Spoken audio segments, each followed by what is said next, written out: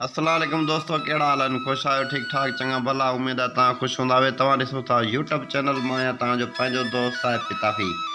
ये असांजी थर जी वीडियो है। ॾिसो रात जी वीडियो भरियल आहे। बारिश पवे थी, कहिड़ी खीवण तजला ॾिन था, बिजली ॾिस केतिरी आहे। हीअ रात जो टाइम आहे, बारिश ॾाढी पई आहे। हीअ जेकी जगह आहे इहा सैने वारी जाइ आहे। जीअं सैने वारी पहुतासीं त राति जो टाइम थी वियो। इहा जेकी बारिश पई आहे राति जो 1 जो टाइम आहे।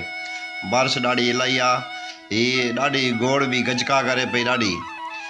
तमामु बहितरीनु मज़ो आयो हुते थर ते।